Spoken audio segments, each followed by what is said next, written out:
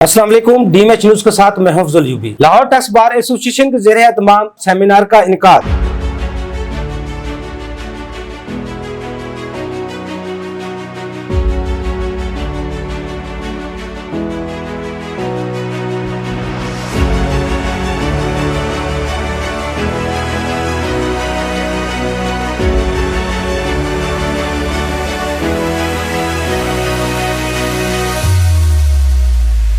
आज का जो हमारा सेमिनार है जो यूनिवर्सिटी के स्टूडेंट्स हैं डीटीएल के उनके लिए मुनक्कद किया गया है जो बेसिक प्रिंसिपल ऑफ टैक्सेशन के ऊपर है कि what is tax and what is the basic principle of taxation. वैसे तो हमारे कीनोट स्पीकर नदीम बट साहब एफसी मौजूद हैं, सारा प्रेजेंटेशन सेमिनार आपको वही देंगे। मैं थोड़ा सा टैक्स के बारे में बता दूं कि टैक्स बेसिकली एक ड्यूटी है, एक बर्डन है, एक लाइबिलिटी है, रिस्पॉन्सिबिलिटी है जो टैक्स पेयर ने अदा करनी होती है, जो गवर्नमेंट की तरफ से टैक्स के मुख्तलिफ सेगमेंट में लगाए गए हैं। जैसे इनकम पे हैं, आपके विद होल्डिंग टैक्सेस हैं, पेमेंट अगर गुड्स के ऊपर हैं, सर्विसेज के ऊपर हैं, उसमें डिफरेंट स्लैब रेट दिए गए हैं। इनकम टैक्स ऑर्डिनेंस 2001 में दिए हुए हैं, सारे शेड्यूल में टैक्स रेट्स लिखे हैं। तो उसके मुताबिक हर जो सिटीजन उसकी लाइबिलिटी रिस्पॉन्सिबिलिटी है कि वो टैक्स जो है ना वो अपना टाइम पे अदा करे। अदरवाइज़ तो डिपार्टमेंट के पास पेनल्टीज़ भी हैं, डिफ़ॉल्ट सरचार्ज हैं, अब तो पीनल्स भी हैं और भी चीज़ें हैं। तो बाकी जो प्रिंसिपल्स हैं उसके बारे में हमारे कीनोट स्पीकर भट्ट साहब आपको बताएंगे। मैं रिक्वेस्ट करूंगा नदीम भट्ट साहब जो हमारे आज के स्पीकर हैं कि सरकार स्टेज पर सीख ले आएँ और अपनी प्रेजेंटेशन पेश करें। अब ऐसे है कि टॉपिक मेरे पास जो है वो बेसिक स्ट्रक्चर है पाकिस्तान में। इससे पहले कि मैं आपको कुछ चीज़ें दिखाऊं, 3 हिस्सों में वैसे मैंने इसको बनाया हुआ है। ये बेसिक ऑफ टैक्स लॉज है, फिर principles of levy of taxes है और कैरेक्टरिस्टिक्स ऑफ टैक्स लॉज है। ये एक शीट है, उसके बाद दूसरी फाइल पे तीसरा, थोड़ी थोड़ी बात हम इस पे करके तो आपके साथ चीज़ें शेयर कर लेंगे। अच्छा, बात यह है कि टैक्स तो ऑब्वियसली लगा हुआ है, इनकम टैक्स भी है, सेल्स टैक्स भी है, फेडरल एक्साइज ड्यूटी भी है, टैक्सेस ऑन सर्विसेज भी है जो रिस्पेक्टिव प्रोविंसेस के पास है, और कस्टम्स में जब आप इंपोर्ट या एक्सपोर्ट करते हैं तो उस पर ड्यूटीज एंड टैक्सेस जो एप्लीकेबल है वो अपनी जगह पे। Broadly speaking there are 2 wings of the FBR, एक कस्टम्स है और दूसरा आपका इनलैंड रेवेन्यू। और इनलैंड रेवेन्यू के अंदर आपकी 3 चीज़ें फॉलो कर रही हैं, इनकम टैक्स, सेल टैक्स और फेडरल एक्साइज ड्यूटी। ये तीनों एफबीआर के अंदर। जो आपके सर्विसेज पे टैक्स है वो ऑब्वियसली चूंकि वो सूबों के पास है 18th अमेंडमेंट के बाद। पहले ये सर्विसेज का जो सेल टैक्स था ये भी फेडरल के पास ही था, बाद में उन्होंने को सेपरेट किया। और आपको जैसे होटल इंडस्ट्री है, आपका टेलीकम्युनिकेशन है, बहुत सारी सर्विसेज है, हमारी चार्टर्ड अकाउंटेंट्स की सर्विसेज है, कोरियर सर्विसेज है, जहाँ जहाँ सर्विसेज उन्होंने सेकंड शेड्यूल में, फर्स्ट शेड्यूल में उन्होंने बताया हुआ है कि पूरी डिटेल क्या है, सर्विसेज कौन कौन सी सर्विसेज है। और टैक्सेबल सर्विसेज को शेड्यूल 2 में उन्होंने बयान कर दिया कि ये आप इसके अंदर आके फिर उसका नेट बढ़ना शुरू हो गया। तो माशाल्लाह इस वक्त जो सूबे हैं अच्छा खासा पैसा जो है उससे सर्विसेज से, जो कि पहले सिर्फ चंद सर्विसेज तक रिस्ट्रिक्टेड था, अब वो एक 70+ की एक शीट पूरी सीरियल बनी हुई है जिसमें उन्होंने बताया हुआ कि इन लोगों ने कम टैक्स जो है 16% रिड्यूस रेट या एग्जम्पशन या जो भी जीरो रेटेड है वो सब बताया। इसी तरह बाकी लॉज के अंदर भी उन्होंने बताया हुआ है कि कहाँ कहाँ एग्जम्पशंस अवेलेबल है, कहाँ कहाँ रिड्यूस रेट होगा, कहाँ पे स्टैंडर्ड रेट होगा और टैक्स कैसे लगेगा। ये एक ओवरऑल थोड़ा सा व्यू था। इनकम टैक्स में 2 तरह की चीजें आपको मिलेंगी। एक वो टैक्सेस जो आपने अपनी इनकम पे करना है, जैसे रिटर्न ऑफ इनकम टैक्स आप जमा कराते हैं तो आप अपनी रिटर्न जमा करा रहे होते हैं, अपनी मीन्स कंपनी की, इंडिविजुअल की या ईओपी। फिर दूसरा टैक्स वो है जो आपने दूसरों का काट के जमा कराना, विद होल्डिंग टैक्स। अगर आप विद होल्डिंग एजेंट बन गए और आप रिस्पेक्टिव के अंदर फॉल कर गए तो फिर आपको लोगों का टैक्स काट के, जैसे इंप्लॉयर है तनख्वाह देता है तो वो टैक्स काट लेता है, 6 लाख से ऊपर जाएगा टैक्स काट लेगा। रेंट में 155 सेक्शन है, उससे उसके अंदर आप 5% में आएंगे, वो टैक्स काट के आपको जमा कराना है। वो पैसा आपका नहीं है, वो स्टेट का। तो लोगों को, टैक्स पेयर्स को विद होल्डिंग एजेंट उन्होंने बना दिया, भाई तुमने सैलरी पे, गुड सर्विसेज कॉन्ट्रैक्ट्स पे, रेंट पे, बाकी चीज़ों पे, dividend pay, profit on date पे, तो परचेज ऑफ प्रॉपर्टी पे, सेल ऑफ प्रॉपर्टी पे, मुख्तलिफ जगहों पे भी होल्डिंग एजेंट्स उन्होंने बता दिए कि आप लोगों ने लोगों का टैक्स काट के, खुद या दूसरों ने काट के आपका जो है वो जमा करवाना है। कुछ जगहों पे खुद भी कराना होता है, 236 G और H में आपका सेलर जो है वो काट रहा होता है। आप कहते हैं सेलर कैसे काटेगा, वो इनवाइस बेस उसके ऊपर जो टैक्स है वो काट के जमा कराएगा। अमूमन ये होता है कि जब पेमेंट की जाती है तो जो पेयर होगा अगर वो विद होल्डिंग एजेंट हुआ और सेक्शन रिस्पेक्टिव में फॉल कर गया तो टैक्स काट के वो जमा कराएगा, और अगर नहीं एप्लीकेबल है तो फिर टैक्स काटने की ज़रूरत नहीं है। ये तभी आप काटेंगे जब एप्लीकेबल होगा। इस पे नंबर ऑफ जजमेंट्स है जिसमें हेल्ड हुआ है कि 2 कंडीशंस प्री कंडीशंस है, 2 essentials, 2 pre condition must be met अगर किसी का टैक्स काटना है। नंबर 1, आप विद होल्डिंग एजेंट हो उस सेक्शन में, और दूसरा आपकी जो पेमेंट है वो फॉल करती हो उस टैक्सेबल ट्रांजैक्शंस की जो लिमिट दी गई है उससे एक्सीड कर दे। अच्छा, अब मैं वापस आता हूँ कि इसके बाद जब आप अपना अब इसी तरह सेल टैक्स में है जहाँ लो एप्लीकेबल होगा, जहाँ विद होल्डिंग एजेंट होंगे, प्रिंसिपल वही है।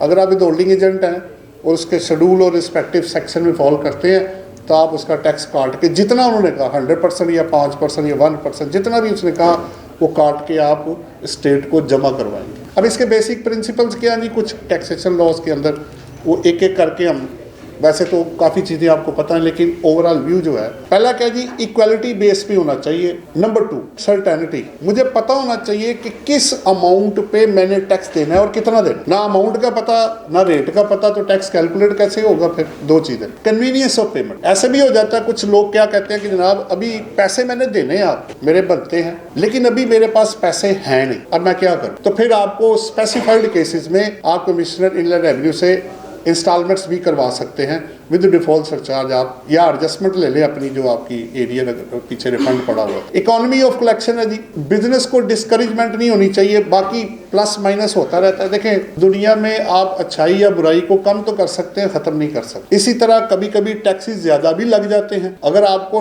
लगे कि यार अब ये मसला हो रहा है, ये इसको तो मैं अफोर्ड नहीं कर पा रहा, ये मेरी कैपेसिटी से ज़्यादा है, तो आपके पास राइट ऑफ अपील भी लॉ में अवेलेबल है। आप अपील में कमिश्नर अपील के पास अगर जाना है तो वहाँ जाएं, ट्राइब्यूनल है, हाई कोर्ट है, सुप्रीम कोर्ट है, इवन कि आप प्रेसिडेंट तक FTO के ऑर्डर के बेस भी आगे रिव्यू तक जा सकते हैं। प्रिंसिपल जी नेक्स्ट आपके क्या है? ये पहला तो आपके जो 4 बताए मैंने आपको, बेसिक्स ऑफ टैक्स लॉज होने चाहिए।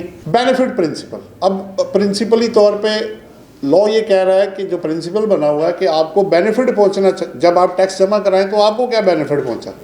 अब ये हरगिज़ मत समझे कि आपको कुछ भी नहीं मिला, ऐसे नहीं है भाई। डायरेक्टली शायद नहीं मिला बट इनडायरेक्टली बहुत कुछ मिला है।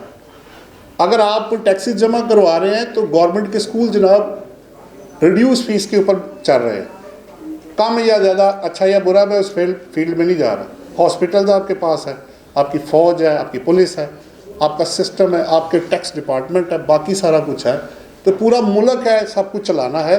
तो वो अब ज़कात पे तो चल नहीं सकता भाई, अब तो पैसा तो चाहिए होगा आप लोगों को, तो उसको चलाने के लिए आपको टैक्सेस की इम्प्लीकेशन होना ज़रूरी है। अगर आप कहें जी हम ऐसे करें, सब कुछ ख़त्म कर दें, हम टैक्स नहीं देते, तो फिर आप लोग करेंगे कैसे? कोई क्राइम हो गया, कोई इशू बन गया, कोई लड़ाई होगी, कोई कोर्ट में जाए, वो कैसे चलेगा सब भाई? वो जजेज नहीं होंगे तो इंसाफ किससे मांगेंगे आप? अल्लाह तो ठीक है ऊपर बैठा होगा, तो नीचे कौन है? नीचे उसके रिप्रेजेंटेटिव्स हैं, ऑथराइज पर्सन हैं, तो मुझे इंसाफ भी तो चाहिए ना, दूसरों को भी चाहिए भाई, मुझे नहीं सिर्फ चाहिए, सबको चाहिए। तो उसके लिए पैसा तो बहरहाल चाहिए।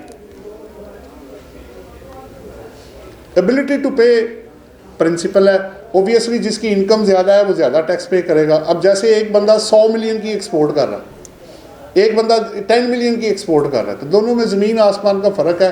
वो 10% पे है, वो 100% पे है, उससे ज़्यादा भी होगा। तो फिर जब एक्सपोर्ट के पैसे आते हैं तो उसी वक्त ही 1% टैक्स जो है कट जाता है, जो मिनिमम टैक्स है इसका। बहरहाल इस पर डिटेल में फिर थोड़ी सी और बाद में करता हूँ।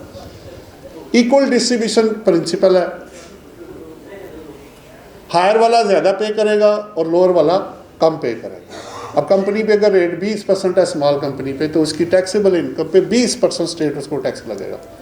अगर अदर देन स्मॉल है तो 29% है। बैंकिंग कंपनी है तो इस दफ़ा उन्होंने 25 में बढ़ा के उसको 44% किया। तो डिपेंड करता है कि आपका केस किसका है। करैक्टरिस्टिक्स क्या होने चाहिए, बड़े इंपॉर्टेंट है ये भी, कि ये इट इज़ इन्फोर्स्ड कंट्रीब्यूशन। ये वॉलंटियरली नहीं है कि मेरा दिल करेगा तो मैं जमा कराऊंगा, दिल करेगा तो नहीं कराऊंगा, ये दिल वाली बात नहीं है, ये लॉ है भाई, आपको फॉलो करना पड़ेगा।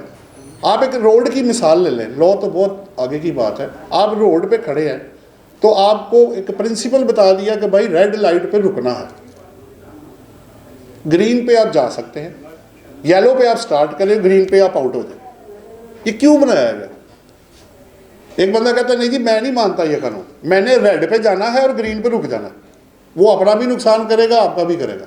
तो प्रिंसिपल्स बनाए जाते हैं ताकि सब तमाम लोग एक चीज़ का वही मतलब लें जो उनको बताया गया है। वरना अगर आप लोगों पे छोड़ देंगे, अच्छा भाई जो तुम्हारा दिल करता है कर लो, आज मैं टैक्सेस फ्री कर दूं, जो आपका दिल करता है आप कर दें, तो एक बंदा कहेगा जनाब मैंने तो कुछ नहीं जमा कराना, दूसरा कहेगा जी मुझसे आप किससे करवा लें जितनी जो मंथली बेसिस पे, तीसरा कहेगा क्वार्टरली कर लें, चौथा कहेगा डेली कर लें। हर बंदा अपना असूल बना के बैठा होगा। तो असूल और लॉज इसलिए बनाए जाते हैं ताकि लोग उसको फॉलो करें और उसके खुद कानून ने, आपने कानून को नहीं चलाना, कानून ने आपको चलाना है। We have to obey the law, we have to follow the law. अच्छा सॉरी, इसमें फिर आगे क्या है, जनरली पेएबल इन कैश। अब आप ऑनलाइन, आपको पता है अब तो बड़ी अच्छी फैसिलिटी है, आप तो अपने बिल बस आपके पास पैसे हों, ऑनलाइन की फैसिलिटी हो, नेट चल रहा हो या ना फार्मूला भी लगा लें तो आप घर बैठे अपने टैक्सेस, वरना पहले लाइनों में लग लग के लोगों को पता लगता था, पैसा हाथ में पकड़ के फिर रहा है, वो जमा नहीं हो रहा पैसा। तो ऑनलाइन की फैसिलिटी में थोड़े बहुत चार्जेस पड़ेंगे, जहाँ पड़ेंगे वो दे के उस फैसिलिटी को अवेल कर लें। प्रोपोर्शनेट इन करैक्टर ये पहले हो गया। लेविड किस पे होना जी, टैक्स ने पर्सन बंदे पे लग सकता है, इनकम पे लग सकता है और प्रॉपर्टी पे लग सकता है, गाड़ी पे भी हो सकता है। प्रॉपर्टी तो एक कंप्रीहेंसिव टर्म है। आप इनकम टैक्स गाड़ियों की रजिस्ट्रेशन में पे करते हैं, प्रॉपर्टी टैक्स आप प्रॉपर्टी पे करते हैं, इनकम टैक्स लॉ में इनकम के ऊपर टैक्स पे करते हैं। उसके डिफरेंट तरीके वो अपनी जगह पे हैं, लेकिन आपको सिर्फ विजन को ब्रॉड करने के लिए। It is levied on the state by the state on income है, पर्सन ऑब्वियसली उसी पे लगाया। It is levied for public purpose, ये पैसा बेसिकली लोगों का है, लोगों का पैसा लोगों पे इस्तेमाल होना है, लोगों की फलाह के लिए, स्टेट को चलाने के लिए। It is based on physical adequacy, obviously ये तो होगा, तो इसके बगैर आगे नहीं जा सकते। अब फिर वही must be based on equality and theoretical justice, consistent compatible with economic goals, ये भी बड़ा इंपॉर्टेंट है। It is levied by the law making body of the state, obviously constitution के थ्रू आप लॉ पास करते हैं, फिर वो FBR को दिया जाता है, फिर वो आगे जाके टैक्स डिपार्टमेंट के थ्रू उसको अप्लाई करते हैं। इसकी ना अब मिनिमाइज़ करके ना दूसरी फाइल खोलिएगा, स्केप करेंगे ना तो मिनिमाइज हो जाएगा। इसको क्लोज करें उधर से ऊपर से, ये दूसरे वाली, इसको उसी तरह ही साइज बड़ा कर ले। अब आ गया जी, ये पहला था। मैं कोशिश कर रहा हूँ कि जितनी जल्दी इसको ख़त्म करके मैं आपके क्वेश्चन आंसर्स की तरफ जाऊँ ज़्यादा बेहतर होगा, क्योंकि हम समझते हैं कि जितना आप डिलीवर करके लोगों को मौका देंगे, नॉलेज उतना ज़्यादा इन्हेंस होगा। स्ट्रक्चर में मैंने आपको पहले बता दिया, कस्टम्स और इनलैंड रेवेन्यू में आपको बता चुका हूँ। अब डायरेक्ट टैक्सेस है और इनडायरेक्ट टैक्सेस है, इसके बारे में थोड़ी सी बात कर लेते हैं। अगर आप देखते हैं तो इनकम टैक्स, तो ब्रॉडली स्पीकिंग ये 5 हेड्स ऑफ इनकम है, सैलरी से लेके आपकी इनकम देखें, वर्ड कॉमन चल रहा है, income from salary, income from property, income from business. Capital gains भी वो डिफरेंस जो आएगा वो नेट चुके है, तो नेट कैपिटल गेन आप कह सकते हैं, और इनकम फ्रॉम अदर सोर्सेस। तो इनकम के ऊपर लगता है कब और कैसे, पूरा तरीक़ाकार ऑर्डिनेंस के अंदर उन्होंने रिस्पेक्टिव सेक्शन और शेड्यूल्स के थ्रू बताया हुआ। कैपिटल वैल्यू टैक्स की CVT आपने नाम सुना होगा, जो गाड़ियों पे और immovable property specified area located, Islamabad में रिसेंटली उन्होंने एक और लग्जरी टैक्स लगाया था, और प्लस उन्होंने जो foreign assets of a resident person जो है, 3 टैक्सेस आपके आए थे। डीम्ड इनकम टैक्स 7 ही इनकम टैक्स का, कैपिटल वैल्यू टैक्स ये वाला, और सुपर टैक्स आपका जो 150 मिलियन से ज़्यादा इनकम होगी तो 4C1। सो ये 3 एट द सेम टाइम आए थे और तीनों ही कोर्ट में चले गए, और अभी इस पे जो है 7E पे काफ़ी सुप्रीम कोर्ट में पेंडिंग पड़ा हुआ है, देखते हैं उसका क्या आगे हल निकलता है। खैर लिटिगेशन तो चलती रहती है। बहरहाल जिन चीज़ों पे ये लगाया गया वो आपके सामने है।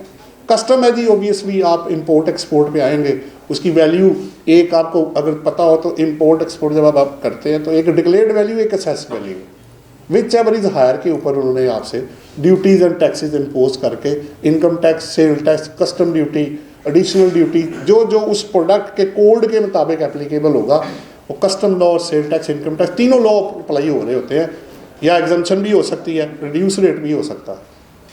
फेडरल एक्साइज ड्यूटी जी, FED आपको पता है कि डोमेन तो वैसे फेडरल का है। अब कुछ गुड्स और सर्विसेज अभी बाकी हैं जो कि स्टिल फेडरल एक्साइज ड्यूटी में है, लेकिन अल्टीमेटली तमाम सर्विसेज ने सूबों के पास चले जाना है, जैसे मैंने अभी आपको आगे आएगा भी। तीसरा जी सेल टैक्स है। इसको शॉर्ट ये है कि जो टैक्स एक्चुअली इसको आसान लफ्ज़ों में ये कहते हैं कि जो अल्टीमेट कंज्यूमर पे करेगा उसको सेल टैक्स बेसिकली कहा जाता है। मसलन ये आप घर में बिजली इस्तेमाल करें या यहाँ इस्तेमाल करें, घर में अगर इस्तेमाल करते हैं इनपुट मिलना नहीं, वो आपकी कॉस्ट का हिस्सा बन गया, तो अल्टीमेट कंज्यूमर यानी हम लोग जो इस्तेमाल कर रहे हैं सारे घरों में बिजली, जिस जिस प्रोडक्ट पे सेल टैक्स लगा हुआ है वो बिल्ट इन होके आ रहा है। अगर नहीं आता तो बाद में फिर चार्ज भी किया जाता है सेल के वक्त। तो वो अल्टीमेट कंज्यूमर जो होता है वो, आप कोई चीज़ खरीदेंगे अगर उसमें गाड़ी है जैसे सेल टैक्स है, पेट्रोल है, गैस है, बिजली है, जिन या पैक्ड आइटम है जिसमें थर्ड शेड्यूल आइटम्स हैं, बैटरीज हैं, टूथपेस्ट है, देखिए आप कितनी आइटम्स हैं, कुछ चीज़ें एग्जेंट भी हैं, कुछ ज़ीरो रेटेड भी हैं। तो जिन पे लगता होगा वो आप उतना 18% अभी सेल टैक्स है जो FBR का है वो आप उसको स्टेट को दे रहे होंगे। और फिर नेक्स्ट है मेरे पास जो प्रोविंशियल अथॉरिटीज़ को, एक लिस्ट मैंने छोटी सी बनाई थी सब अपनी और आप लोगों की आसानी के लिए कि सूबे के पास वैसे वर्कर वेलफेयर फंड है, ये टैक्स नहीं है। एग्रीकल्चर इनकम टैक्स सूबे के पास है, प्रॉपर्टी टैक्स है, प्रोफेशनल टैक्स है, मोटर व्हीकल टैक्स है। ये सारे जो है आपने देखा हो गाड़ियों पे सिंध का नंबर अलग है, ICT का अलग है, लाहौर का अलग है, हर एक का अलग अलग है। तो वो रिस्पेक्टिव प्रोविंस के पास एक्साइज एंड टैक्सेशन जो है उनके पास पावर है कि वो गाड़ियाँ उस पर आप उसको टैक्स जो है वो जमा कराएँ। अब वो गुड्स है, इनकम है, बंदे हैं, गाड़ियाँ हैं, जिस जिस आइटम पे उन्होंने बताया उसके मुताबिक लगाया जा रहा है। फॉरेन एसेट्स है, लोकल एसेट्स है। ये इसको मिनिमाइज करके तीसरे पे आ गए।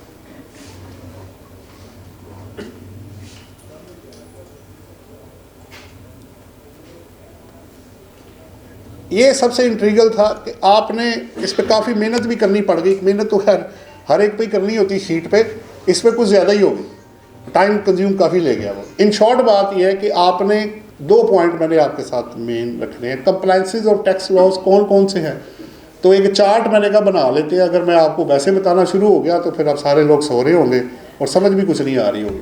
तो कोशिश किया कि एक चार्ट बना लें आसान से लफ्ज़ों में, जो पता लग जाए कि किन किन सेक्शंस के अंदर कौन कौन सी कंप्लायंस रिस्पेक्टिव लॉज देते हैं। तो अब मैं जब आगे जाऊंगा तो कोशिश हमने की है, ये एक चार्ट आपके ना तकरीबन 9 पॉइंट्स हमने इसके अंदर बनाए हैं। अगर आप इसको देखते हैं तो पहला फाइलिंग ऑफ टैक्स रिटर्न है। तो अगर आप इनकम टैक्स आगे कॉलम बना दी, income tax, sale tax, FED और PRA और रिस्पेक्टिव सेक्शन उसके साथ मेंशन कर दिए। अगर आप इनकम टैक्स में देखना चाहते हैं कि रिटर्न किसने फाइल करनी है वेल्थ स्टेटमेंट के साथ या बगैर, तो 114 सेक्शन है, 116 और 116 है। And so on. Sale tax का 26 से 29 है, FED का 4 और आगे PRA का 35 to 38। अब सेक्शन तो आप देख ही लेंगे। मेन पर्पस इधर पर्टिकुलर्स के अंदर है, फाइलिंग ऑफ टैक्स रिटर्न किसने करनी है, विद होल्डिंग टैक्सेस जो डिडक्शन एंड पेमेंट है उसके डिफरेंट सेक्शंस हैं।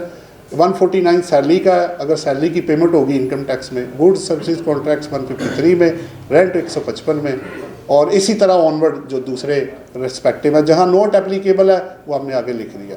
Filing of with holding tax statement quarterly या एनुअल है, कौन करेगा, आगे लिख दिया हमने। एडवांस टैक्स किन किन सेक्शंस में है, जहाँ नहीं है वो लिख दिया। ऑडिट नोटिस का क्या स्टेटस होगा, किन किन सेक्शन में आ सकते हैं, अदर नोटिस का भी लिख दिया साथ। अपील्स का भी, अब अपील करनी है तो उसके भी रिस्पेक्टिव सेक्शन लिख दिए। Record to be maintained by taxpayer है जी, रिस्पेक्टिव सेक्शन और रूल्स लिख दिए। वैसे 6 साल का होता है। How many years record to be maintained, 6 साल का होता है, लेकिन अगर केस पेंडिंग पड़ा हो तो फिर वो जब तक वो केस ऑर्डर फाइनलिटी नहीं ऑब्टेन कर लेता, मसलन 2019 का केस चल रहा है आपका, वो 2030 तक चला गया, अज्यूम कर रहा हूँ मैं, जब तक वो ऑर्डर फाइनलिटी ऑब्टेन नहीं करेगा उस साल का रिकॉर्ड या उन सालों का रिकॉर्ड जो पेंडिंग केसेस हैं उसको गुड कंडीशन में रखना लाजमी होगा। फिर आप 6 साल की प्ली नहीं ले सकते। PRA में बड़ी एक इंटरेस्टिंग चीज़ है, वो ये है कि 1 जुलाई 2022 तक, उससे पहले और बाद, पहले ये था कि 8 साल, बाकी सब में 6-6 साल है। PRA में 1 जुलाई 2022 तक यानी 30 जून 22 तक उन्होंने रखा 8 साल, और उसके बाद का अगर केस होगा यानी 23-24 ऑनवर्ड तो फिर 6 साल होंगे। तो ये थोड़ा सा डिफरेंस था उसके अंदर। बाकियों में 6-6 साल है, उसमें 8 और 6 दोनों चल रहे हैं। ये कुछ अकाउंटिंग के बारे में थोड़ा सा नो हो, ज़्यादा नहीं डिटेल में जाऊंगा मैं।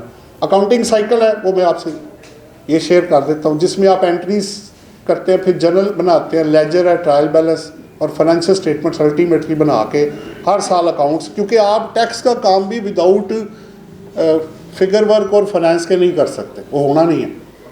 खाली टैक्सेस आपको सर्व नहीं करेगा। टैक्स अगर मैं कहता हूँ सैलरी की पेमेंट करनी है तो पहले मुझे पता भी तो होना चाहिए पेमेंट करनी कैसे है, क्रॉस चेक है, कैश है, किसको देना है, कब देना है, कैसे देना है, वो सारा आपको थोड़ा सा फाइनेंशियल भी साथ साथ इन टच जो रहना पड़ेगा। तो आप जो balance sheet profit and loss बनाते रहे, अगर किसी ने पढ़ा हुआ है पहले तो नहीं बनाया तो आप ऑनवर्ड बना लीजिएगा, उसको बना के तो फिर ही आप टैक्सेस के अंदर सही तरह काम कर सकते हैं। टैक्स पेयर का नेचर और बिजनेस लीगल स्टेटस होना ज़रूरी है। कंटेंट्स ऑफ फाइनेंशियल स्टेटमेंट है, ये इस पर मैं थोड़ी सी बात करना चाहूँगा। ये है बेसिकली मैन्युफैक्चरिंग, अगर आप मैन्युफैक्चरिंग करते हैं, वरना ट्रेडिंग अकाउंट है, प्रॉफिट एंड लॉस है, इनकम एंड एक्सपेंडिचर है जहाँ आप नॉन ट्रेडिंग कंसर्न है, statement of changes in equity capital में रिकन्सिलिएशन है, बैलेंस शीट और एंड पे कैश फ्लो स्टेटमेंट है। अच्छा, अब मैं आता हूँ जी वापस important points related to financial statement before their declaration. Obviously जो फिगर्स अभी मैंने आपको बताई हैं कि आपको सेल्स को 2-4 पॉइंट्स शेयर कर लेते हैं, बजाय अगर मैं पढ़ने बैठ गया तो फिर बड़ा मसला हो जाएगा, लंबा हो जाएगा काम, टाइम शॉर्ट है, तो टू दी पॉइंट बात कर लेते हैं। मसलन मैं कहता हूँ जी मैंने रिटर्न एक बंदे की फाइल करनी है, मुझे कोई 5 चीज़ें ऐसी बता दे कि काफ़ी हद तक मेरा काम मुकम्मल हो जाए, शॉर्ट लफ्ज़ों में।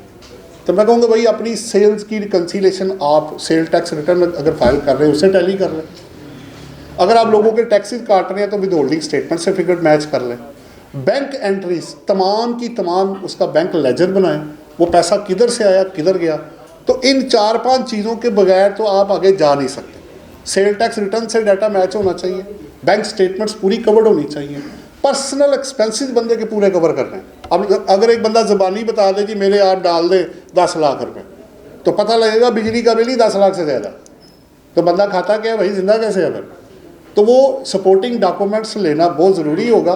आप चीज़ें वेरीफाई करके आगे भेजें, जितनी चीज़ें आपकी एविडेंस बेस होंगी उतनी आसानी आपको आगे जाके होगी। अगर इन केस ऑफ ऑडिट या लिटिगेशन में अगर केस चला जाता है तो आप जितना सपोर्टिंग डॉक्यूमेंट पे रिलायंस, लॉ अपनी जगह पे और फैक्ट्स अपनी जगह पे, लॉ भी तब बाहर आएगा जब आपको फैक्ट्स का पता होगा। अगर फैक्ट्स का नहीं पता तो लॉ कैसे अप्लाई होगा भाई। अगर केस का नहीं पता हुआ क्या है, वो जी ये डिफ़ॉल्टर है, अच्छा डिफ़ॉल्टर है किस चीज़ का, वो जी ये तो देखना पड़ेगा। वो कहेगा भाई जाओ फिर देख कर आओ कल किस चीज़ के डिफ़ॉल्टर हैं आप। इनकम टैक्स नहीं काटा, CBT जमा नहीं करवाया, सुपर टैक्स जमा नहीं करवाया, सेल टैक्स जमा नहीं कराया, सर्विसेज का नहीं है, किसकी बात कर रहे हो। तो वो उसको समझने के लिए सपोर्टिंग डॉक्यूमेंट का होना बहुत ज़रूरी है।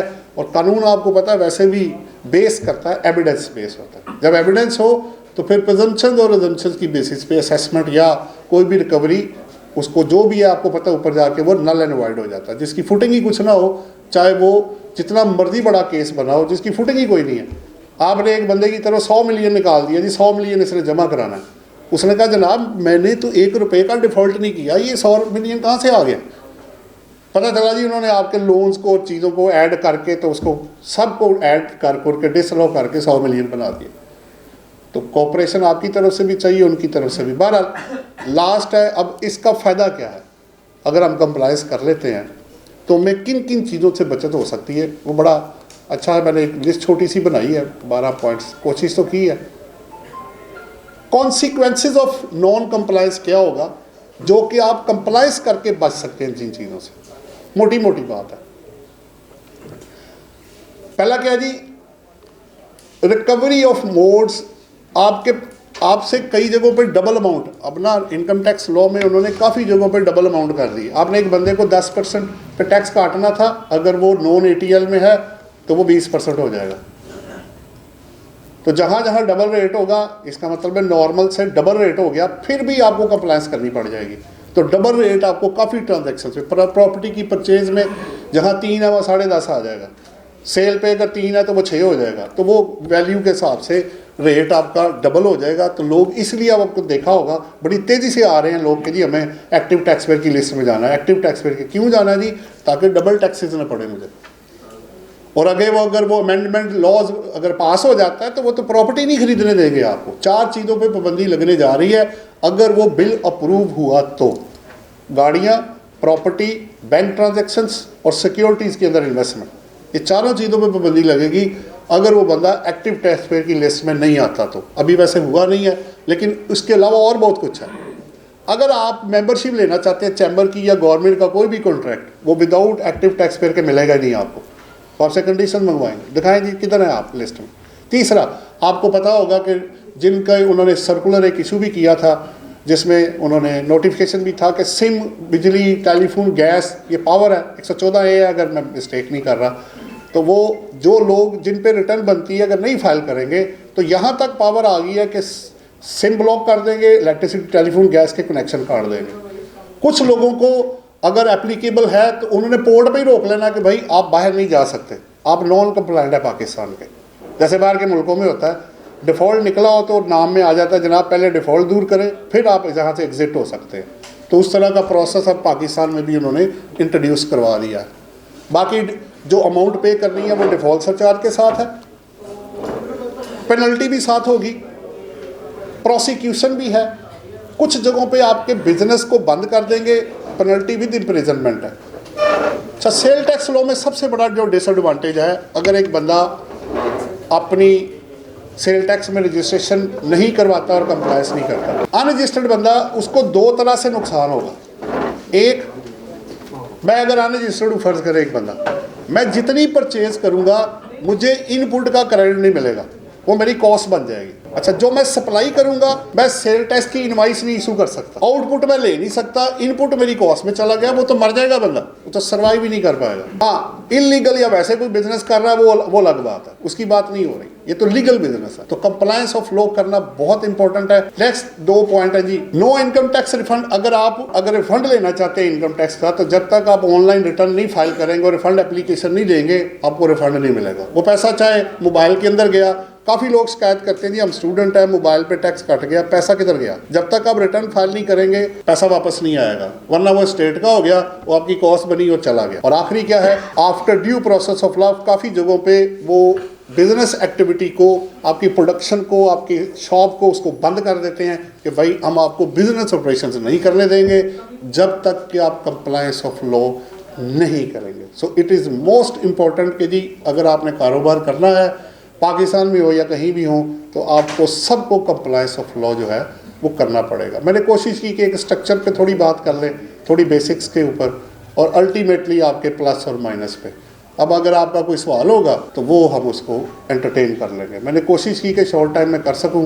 आप लोगों का बहुत बहुत शुक्रिया। अब मैं रिक्वेस्ट करता हूँ आज के हमारे गेस्ट ऑफ ऑनर सरकार लिए स्टेज पे चीफ आएँ और अपना ज़्यादा ख्याल करें। बेसिक्स ऑफ टैक्सेशन ये बड़ा इंपॉर्टेंट है क्योंकि हम लोग जब चलते हैं तो हम स्ट्रेट अवे जब प्रैक्टिस में आते हैं तो हमें अगर बेसिक्स का नहीं पता तो उसके ऊपर फिर हम अपनी नॉलेज की इमारत नहीं बिल्ड कर सकते। तो इस लिहाज से इन्होंने ये बहुत अच्छा, और फिर इनके पास वक्त कम पड़ गया था तो उसको बड़ा मुख्तसर करके इन्होंने सारा किया। तो मैं समझता हूँ कि ये इन्होंने बड़ा कमाल किया। जो इनकी बात का जो सबसे बड़ी बात जो इन्होंने लगी है, और मैं समझता हूँ कि हम सब के लिए अगर आप ग्रो करना चाहते हैं तो हमें टैक्स नेट में आना पड़ेगा। मैं ये नहीं कह रहा नेशनल पॉइंट ऑफ व्यू से, मैं पर्सनल पॉइंट ऑफ व्यू से भी कह रहा हूँ कि अगर आप ग्रो करना चाहते हैं तो आप टैक्स नेट में नहीं आते और अपने रिटर्न्स को स्ट्रीमलाइन नहीं करते, अपने फाइनेंशियल अफेयर्स को स्ट्रीमलाइन नहीं करते तो आपके लिए ग्रो करना बड़ा मुश्किल होगा। आपको हमेशा ये थ्रेट रहेगी कि कल को कोई डिपार्टमेंट के लोग आके आपके अकाउंट्स को फ्रीज ना कर दें या कोई आपके एसेट्स को मुलतवी ना कर दें और आपसे कोर्सिव रिकवरीज ना कर लें। तो इसलिए अपने इनके बड़ी इंपॉर्टेंस देनी चाहिए, अपने मैटर्स को भी, क्लाइंट के मैटर्स को भी, और अपनी इकोनॉमी के पॉइंट ऑफ व्यू से भी इसको देखना चाहिए। बाकी मैं बाहर से ये ज़रूर रिक्वेस्ट करूँगा कि लॉज की इम्प्लीमेंटेशन को अकॉर्डिंग टू द बुक करवाने की कोशिश करें और ये मैटर्स FBR से टेकअप करें कि जब जो ऑफिसर्स बियॉन्ड द लॉ जाके बात करते हैं उनको समझाएं कि ये इकोनॉमी की ग्रोथ चाहते हैं तो उसके लिए हमें विद इन द बुक्स रहना पड़ेगा। शुक्रिया। बहुत शुक्रिया sir, thank you very much. Today guest of honour former president law and tax bar association Rashid Rehman Mir sir. Bhatt साहब, हमारे पास इस RTO में 10,65,000 35,000 रिटर्न, जो कि 6,12,000 थी पिछले साल के हिसाब से। इसी तरह जो टैक्स विद रिटर्न है that is close to 14 billion rupees as compare to जो last year was around 6.8 billion with return जो है। तो ये बहुत अच्छी एफर्ट्स हैं इसमें टैक्स बार की, जो ये टैक्स एजुकेशन है, ये जो एकेडमिक सेशंस हैं और इतनी क्लैरिटी कॉन्सेप्ट्स की, इतनी डिटेल्ड प्रेजेंटेशन। इनिशियली आप लोगों ने देखी होंगी कि रिटर्न्स के भी एक एक कॉलम को, एक एक कोड को माशाल्लाह भट्ट साहब ने और ये बाकी के गेस्ट स्पीकर्स ने ये जो एक्सप्लेन किया है। तो ये डिप्लोमा के स्टूडेंट्स हैं, आज मुझे बताया है टैक्स बार ने कि टैक्सेशन के पंजाब यूनिवर्सिटी के हैं। तो ये भी इट्स एन एक्सीलेंट इनिशिएटिव। ये जो हमारे स्टूडेंट्स हैं टैक्स लॉज के, ये एक अप्लाइड लॉ है। एक तो इसकी एकेडमिक लर्निंग है बिकॉज ये है ही लिखा पढ़ी का काम जिस तरह बाकी के हैं, लेकिन ये टैक्स लॉ को एक थोड़ा सा एक एज ये है कि इसमें आपने अपने आप को एक्चुअली अप्लाई करना है। जब आपने ये बीड़ा उठाया है तो फिर आपने वो रिटर्न्स भी फिल करने आपको आने चाहिए। सारी की सारी उसकी जो एकेडमिक्स, उसके मैकेनिक्स हैं, जो सिस्टम पे के डायनामिक्स हैं आजकल ख़ास तौर पे IRS के साथ, वो भी फेमिलियरिटी है। तो ये इसका एक बहुत बड़ा एज है।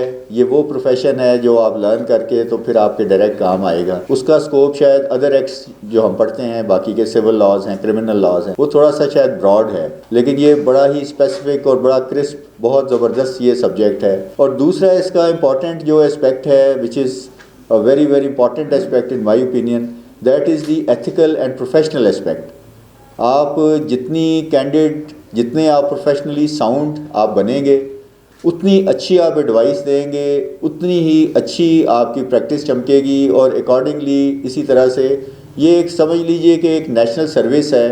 अगर आपका टैक्स पेयर 1 रुपया भी कंट्रीब्यूट कर रहा है टू दी नेशनल एक्सचेकर और वो that is declared in the right earnest, तो इससे अच्छी एक नेशनल सर्विस है, यूँ समझ लीजिए, जो आप कर रहे हैं। ये शायद आपको किसी और लॉ में ये मैसर नहीं है। बाकी तो ये बहुत बड़ी डिबेट है कि ये कितना नॉलेज है इसका टैक्सेशन का और कितना क्या है। फिर इस पर केस लॉ है, ये एक बहुत बड़ा और बड़ा इंटरेस्टिंग समंदर है। फिर कॉन्ट्रडिक्टरी जजमेंट्स हैं। When you start learning it, when you start reading it, तो आपको खुद ही एहसास होता है फिर कि ये एक, जिस तरह वो आई मस्ट से कि वो बच्चे जो गेम खेलते हैं तो जब वो अच्छे लेवल पे जाते हैं तो फिर इसके कोई स्पेशल फीचर्स वो अनफोल्ड होते हैं, वो अनलॉक होते हैं। तो this knowledge is just like that कि जब आप इस पर समझें तो फिर आपको वर्चुअली लगेगा कि एक सीढ़ियाँ हैं नॉलेज की जो आप उन पे चढ़ रहे हैं, और किस इशू पे कौन सा केस लॉ कब फाइनल हुआ, whether it is from the honourable tribunal या कोई एपेक्स कोर्ट की जजमेंट है, तो फिर वहाँ से आपने अपना अपडेट करके नॉलेज को रखा। फिर सेक्शंस के नाम नोट किए, इशू, हर सेक्शन में फिर इशू स्पेसिफिक हैं, फिर उस इशू पे क्या जजमेंट है। तो it is very very interesting और बड़ा ही ये एक मज़ेदार सा ये काम है। तो I wish you lot of luck. बहुत अच्छी है ये, आप माशाल्लाह ये लेके अपने डिप्लोमा, तो आप इसको एकेडमिकली लर्न करें और कोई इसमें यकीन कीजिए कि आपका हार्ड वर्क और आपकी जो सिंसेरिटी है वो इसमें मैटर करती है। It is not that complicated. इसका जो स्पेशली जो इसका जो प्रैक्टिकल पार्ट है, जो हेड्स ऑफ इनकम हैं, जैसे भट्ट साहब ने इशारा किया है, उनकी कंप्यूटेशन है, उसका तरीका है, that is again provided in the ordinance. तो दोनों चीज़ों से आप फेमिलियरिटी करके तो यहाँ तक आप पहुँचें। तो I wish you lots and lots of luck also. और आपकी इजाज़त से सर वो क्वेश्चन का मैं थोड़ा सा कर लूँ आंसर। ये जो चेंज है इसका ऐसा है कि जी मैं तो यहाँ this is my second tenure, पहले भी मैं 2 साल रहा हूँ, कुछ 6-7 माह से मैं अभी हूँ। अनफॉर्चुनेटली यहाँ पे बहुत से हमारे डॉर्मेंट केसेस जो हैं वो अब एक्टिव हुए हैं।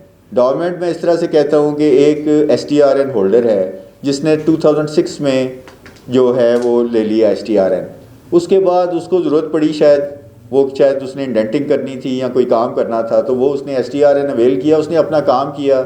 उसके बाद फॉर सम रीज़न और दी अदर उसको STRN की ज़रूरत नहीं पड़ी, या तो उसने नील की रिटर्न दी या आहिस्ता आहिस्ता उसने वो भी छोड़ दिया। अनफॉर्चुनेटली ये केसेस अब ये जो हैकर्स हैं ये पिक कर रहे हैं। इट इज़ वेरी अनफॉर्चुनेट कि आप देखिए वेबसाइट पे मैसेजेस हैं कि genuine invoices available at low rates. इसका क्या मतलब है, मुझे आप खुद बताइए कि I am dealing in textile या आयरन और मेरे पास आयरन वाले के पास कॉटन के या टेक्सटाइल के इनवॉइसेस हैं which are available to me at low rates. तो ये जो मैंने एथिक्स की बात की है, एक कमर्शियल एस्पेक्ट हर तरह से है। जिस तरह हमारा मेडिसिन का प्रोफेशन है, it's a life saving profession, but unfortunately उसमें भी मुझे कहने की ज़रूरत नहीं कि देर आर इंस्टेंसेस जहाँ पे वो लोग जो है उधर को चले गए हैं कि मतलब they want to get something out of that also.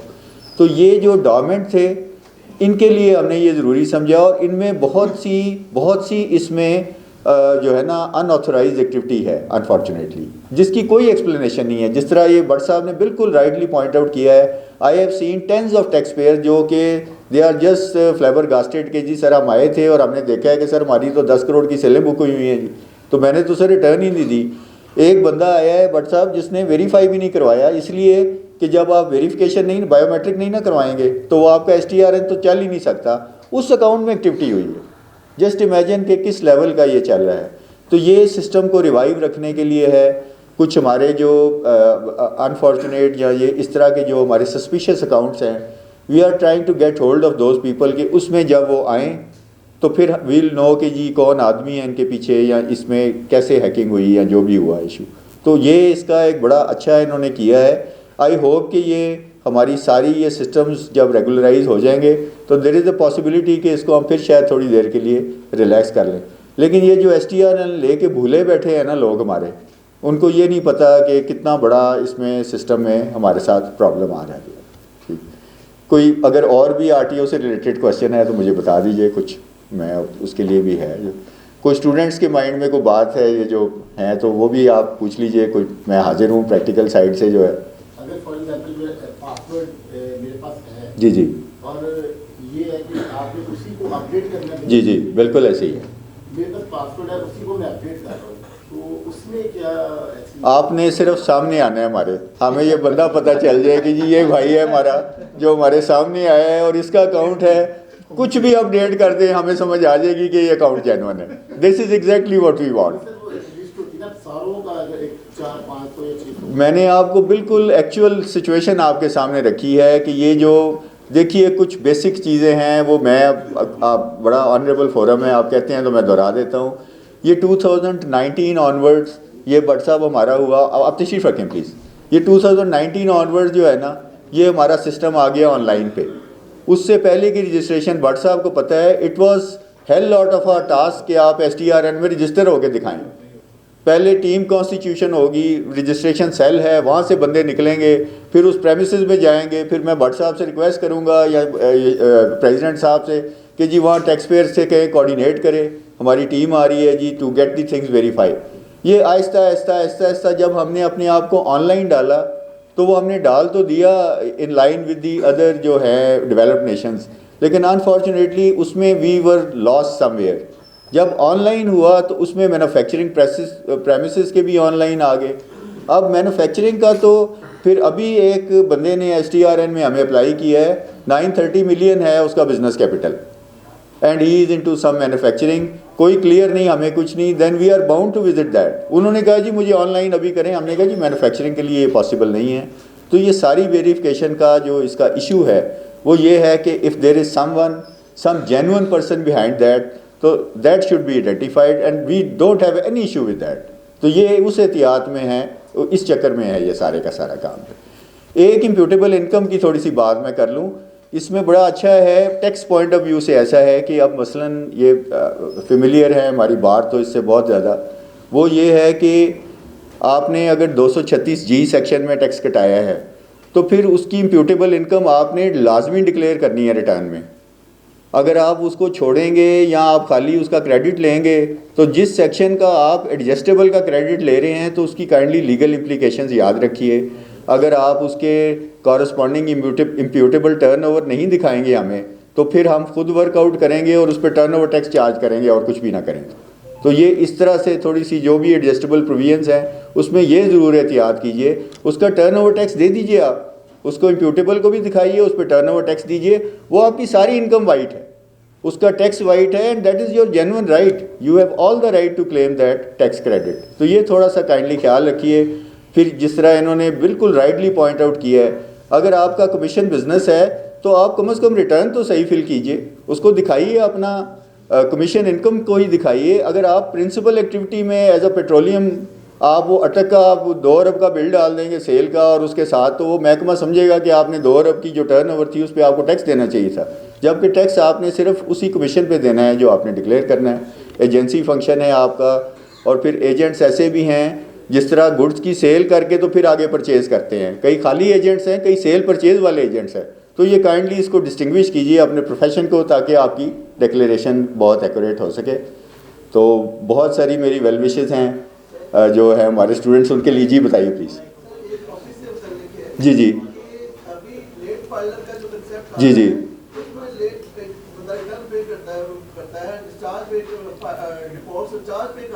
जी जी लेट फाइलर आता है, लेकिन ये है कि मार्केट में जब जाता है वो बंदा 6% की बजाय वो मिल मिला के 3% दे रहे हैं। नंबर ऑफ ऐसे केसेस सामने आ रहे हैं जिसमें ये हो रहा है, आया एक्टिव टैक्स पर लिस्ट जब फाइल कर देता है, रिकॉर्ड इंचार्ज पे कर देता है, तो क्यों 24 आवर क्यों अकॉर्डिंगली नहीं आ रहा।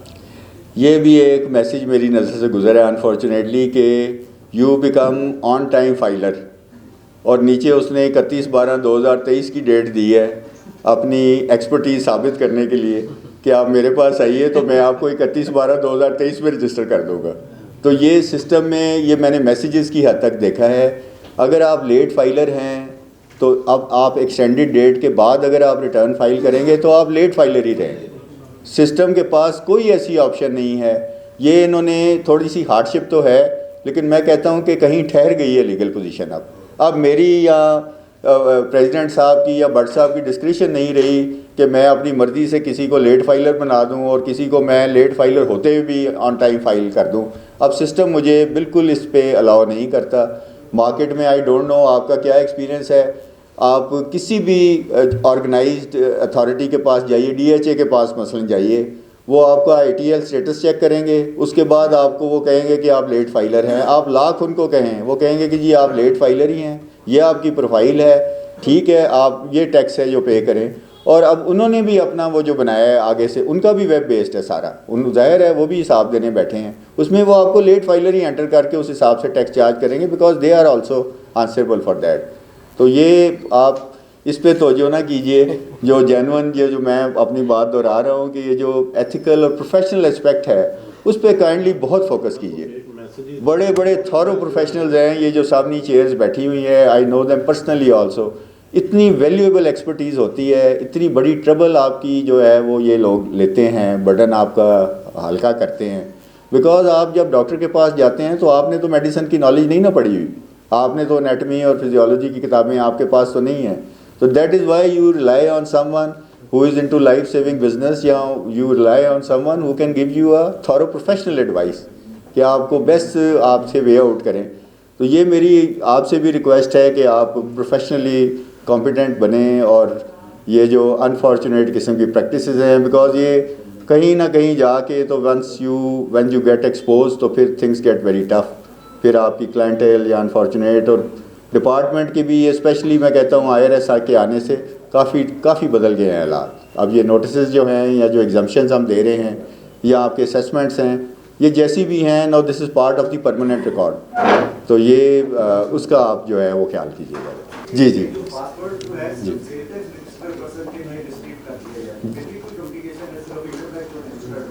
जी जी नहीं, ये सिर्फ सेल्स टैक्स का है उसमें। हाँ जी बिल्कुल, उसके लिए है वो। इनकम टैक्स का तो वही आपका जो है उसमें तो कोई नहीं है इसमें जो चेंज। हाँ जी बिल्कुल ऐसे। जी बताइए।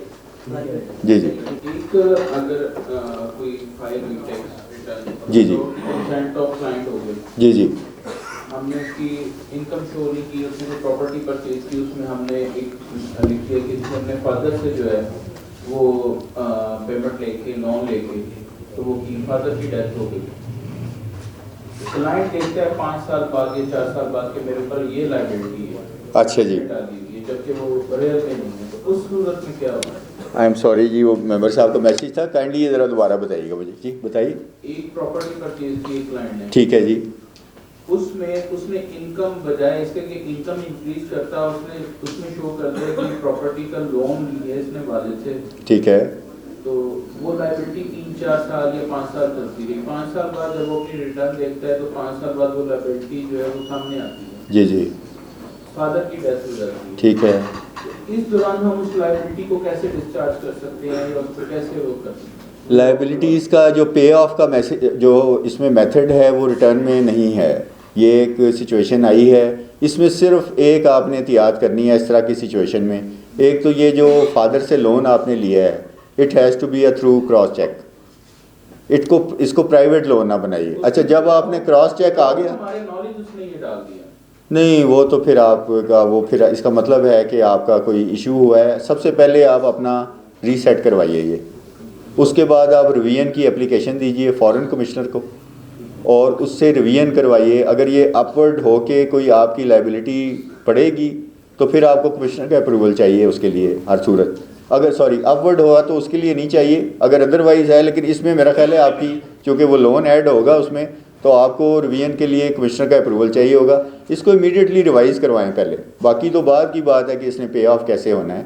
ये कैसे हो गया ऐड वैसे, ये अनफॉर्चुनेटली मैंने प्रॉपर्टी परचेज की तो वो जो मेरे टैक्स रिटर्न फाइल करता था, जी जी उसने विदाउट नॉलेज जो है ना वो लिख दिया कि 45 लाख जो फादर से परचेज की। ओहो, वो उसने गलत जगह डिक्लेयर कर दिया। टाइम ऑफ वीजा अप्लाई कर रहा था, वीजा अप्लाई के टाइम मैंने जब टैक्स रिटर्न अपनी पड़ी, ठीक है, वो ऐड हुआ हुआ है। 45 लाख रुपए लाइबिलिटी। ये कोई ऐसा इशू नहीं, आप रिवीजन की दीजिए। एक तो इसको रीसेट कराइए, उससे जान छुड़वा लीजिए बंदे से जो अपने आप ही नेकी कर रहा है आपसे। अब बिल्कुल, तो उसके बाद आप रिवीजन की कीजिए अर्जी, हो जाएगा ये रिवाइज, कोई ऐसा इशू नहीं है। जो जेन्युइन चीज़ है वो हो जाएगी रिवाइज।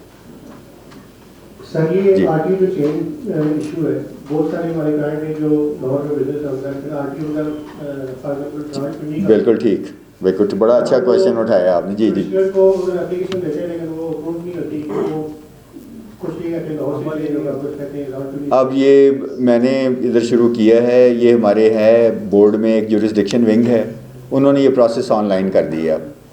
पहले ये मैनुअल था, एक एसओपी बना हुआ था कि मैंने एनओसी देना है, अगर आपने मेरे से जाना है तो मेरे से आना भी है तो मैंने एनओसी देना है, तो फिर अगर आपने जाना है तो मैंने देना है और उसने कहना है कि हाँ जी आ जाए जिस आरटीओ में आप आना चाहते हैं वो ये वाला एनओसी ले। तो ये मैनुअली होता था काम। अब ये जो है ऑनलाइन प्रोसेस है, आप ऑनलाइन अप्लाई कर सकते हैं, मुझे विजिबल हो सकता है। आपका कोई जुरिस्डिक्शन का इशू है आप डायरेक्टली मुझे अप्रोच कीजिए, आप सुबह आइए मेरे पास, मैं आपका ये देख लेता हूँ। अब इशू एक जो आ रहा है वो ये है कि बहुत सारी एप्लीकेशंस वो हमें उस ऑनलाइन हमारी ये वो जो है ना IRS का जो मेरा है आईडी उसमें नज़र नहीं आ रही, तो उनको अनफॉर्चुनेटली हमें मैनुअली ही करना पड़ा है। हम मैनुअली भी कर रहे हैं लेकिन हमारी बल्क जो है वो ऑनलाइन में निकल रही हैं। ये है जी, IRS में मेरे पास आएगा ये लिंक अपीयर होगा, अगर आपने अप्लाई किया हुआ है और वो देख लेंगे, नहीं हुआ तो फिर आपको मैनुअली भेज देंगे आपको। तो जाना क्यों चाहते हैं, जाना चाहते हैं कि आना चाहते हैं हमारे से? बस ठीक है बस। मैंने कहा मेरा आरटीओ ना खाली कर दीजिए, मेरा आरटीओ ना खाली हो जाए। मैं जुरिस्डिक्शन वाले बंदे से अक्सर कहता हूँ कि तू आरटीओ खाली करने आ गया सुबह सुबह जो। तो ये है टैक्स बेस्ड जो है ऐसी सारी। जी जी जी प्लीज़। जी जी जी जी जी रिस्ट्रिक्ट नहीं है।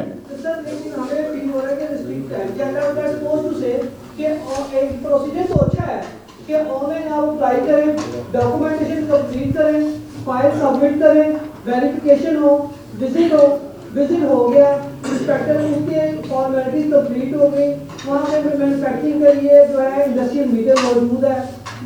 अदर जो उसकी अप्रूवल है, जब हम आते हैं तो ये पता चलता है कि कमिश्नर साहब ने अभी इसे होल्ड किया हुआ है कि आपने मैन्युफैक्चरिंग का जीएसटी इशू नहीं करती।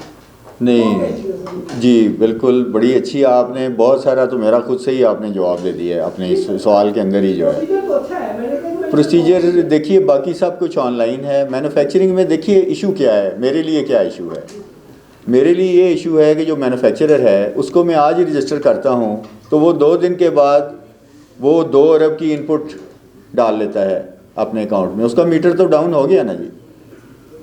मैंने यही एहतियात करनी है सारी जो आपने बताई है। अगर ये चीज़ें हैं तो फिर उसमें सिर्फ एक इशू हो सकता है कि चूँकि हमारे पास स्टाफ लिमिटेड है तो शायद वो विज़िट थोड़ा सा शॉर्ट हो जाए, उसमें टाइम आगे पीछे होगा, लेकिन इसमें कोई डायरेक्शंस ऐसी नहीं है कि आप रेस्ट्रिक्ट करें या होल्ड करें जो है।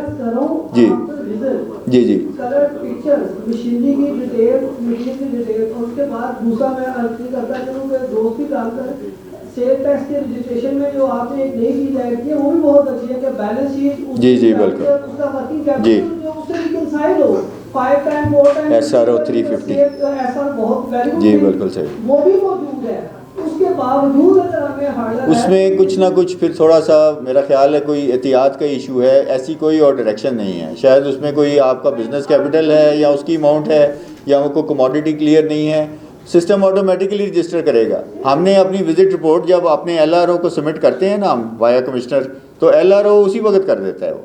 अगर कोई किसी केस में रुकावट है, you come to me directly. मैं यूनिट की बात करूं, RO-RT2 के अंदर जी। रिपोर्ट हो चुकी है। मुझे बताइए, आप अभी बताना चाहते हैं तो अभी बताएं, मैं नोट कर लेता हूँ।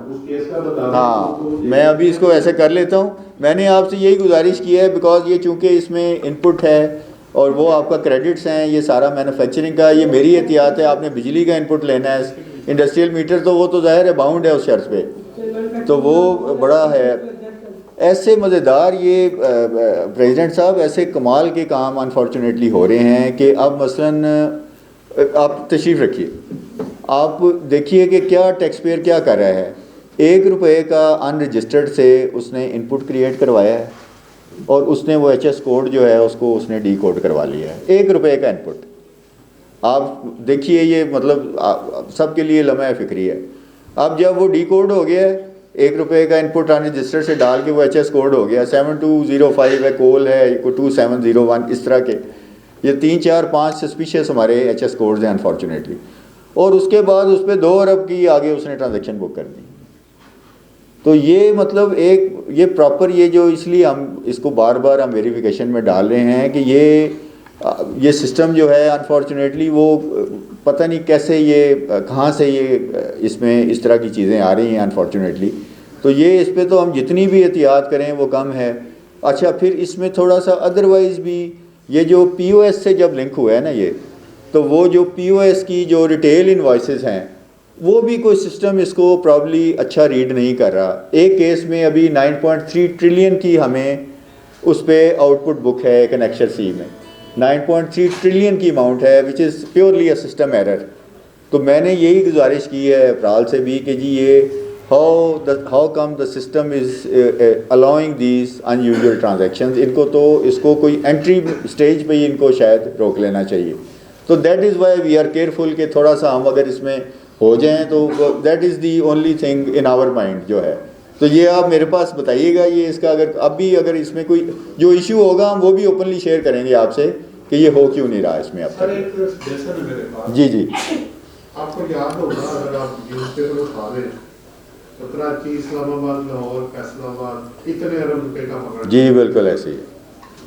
पिछले 5 साल से मैं एक सजेशन देता आ रहा हूँ कि भाई आपने फ्रॉड का बिल भी बना लिया, 38 आपके पास है, 25 भी है, 11 में आप कर लेते हैं असेसमेंट। जी जी, अगर हमें लग रहा है कि यार इतने फनकार लोग पैदा हो गए हैं जो कि हमें चीट करके सिस्टम में से बाहर निकल जाते हैं और हर दफा हमें प्रॉब्लम कर रहे हैं, बिल्कुल ऐसे ही। तो व्हाई नॉट हम इनपुट को फर्क कर दें, हम एक रिड्यूस रेट लगा दें 5%, आपको मिलता भी उतना ही है। बिल्कुल सही। पिछले 5 साल से ये कह रहे हो अगर इनपुट वाला बंदा नहीं पकड़ा जा रहा, वो इतना स्मार्ट है, जैसे हम चार्टर्ड अकाउंटेंट्स अपनी सेल पे 5% PRA को पे कर दें। बिल्कुल, that is the end of the story. बिल्कुल ठीक। हम फिर सेल के ऊपर चेक एंड बैलेंस लगा दे, जैसे पॉइंट ऑफ सेल आपने डाल दिया, जी जी, उसे को अब करो 9.3 ट्रिलियन की सेल। जी बिल्कुल। अब आओ जमा कराओ आपके, तो फिर इनपुट हो गई नहीं, खुद ही वो जमा कराएगा, तो उसको PRA इस वक्त पहले की निस्बत कितने गुना ज्यादा वो पैसे कर रहा है। ठीक है, मैं ये नहीं कहता कि फ्रॉड उधर नहीं हो सकता, दुनिया जब से बनी है अच्छाई और बुराई चलती रहेगी, लेकिन अगर एक एरिया में इतना ही तंग कर रहा है और at the end of the day मिलता भी 5-6% ही है इनपुट माइनस करके अल्टीमेटली रिकवरी जो होती है, तो हम इनपुट को फर्क करके रिड्यूस रेट 5% लगाएं, उससे तो भाई इनपुट तो हो गया खत्म, सब कुछ बीच में आपका खत्म हो जाएगा, किसी से लड़ाई करने की जरूरत नहीं सिवाय कि वो अपनी सेल पूरी डिक्लेयर करें, उस पर मुझे अब दे 5% और घर चला जाए।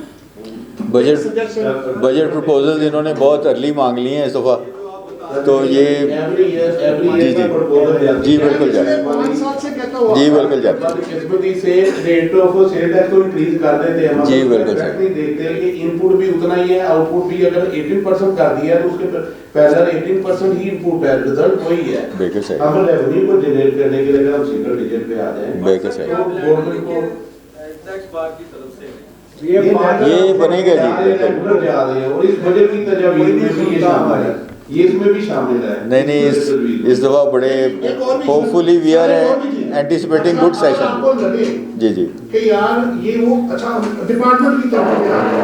अगर डिपार्टमेंट ये कहे कि जी इस तरह करके तो वही वाला लॉस ऑफ रेवेन्यू है जी जी तो आप नेट इम्पैक्ट चेक कर लें। पीआरए क्या अर्न कर रहे हैं और आप क्या कमा रहे हैं, ठीक है। आप अच्छा आपके पास तो पावर है ना, वापस आप आ सकते हैं, वापस फिर आ सकते हैं, कोई मसला नहीं। आप 1 साल करके रेवेन्यू चेक कर लें, लेकिन सेल के ऊपर चेक एंड बैलेंस लगा दें जैसे पॉइंट ऑफ सेल पे लगा हुआ।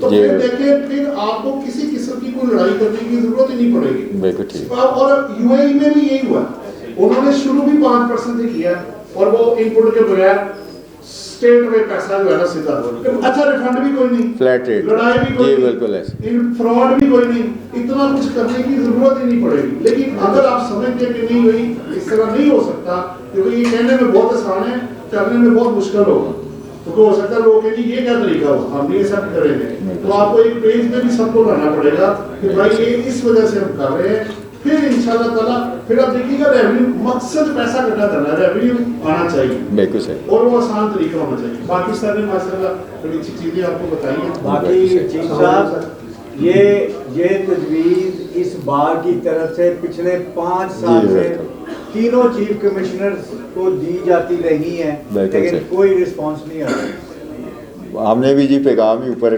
पहुँचाना है जो है इस दफ़ा ये चूँकि अभी से बना रहे हैं, मांग रहे हैं बजट प्रपोजल्स, इस पे बट साहब एक सेशन हम भी लगाएंगे, बजट प्रपोजल्स को डिस्कस करके भेजते हैं। इस दफ़ा एक्सपेक्ट कर रहे हैं कि अच्छी है जी। प्लीज़ आप बताइए, कंक्लूड करें इसके बाद मेरा ख्याल है जी बताइए। आजकल इशू आ रहा है वहाँ पे जब नए क्लाइंट को आप बैठिए प्लीज़ रजिस्टर करवाते हैं जी जी तो रजिस्टर करवाने के बाद मैसेज भी आ जाता है जी। कि आपकी ईमेल में पासवर्ड चला गया है तो आप पासवर्ड ले लें। उसमें टाइम लग रहा है नहीं वो रजिस्टर नहीं हो रहा।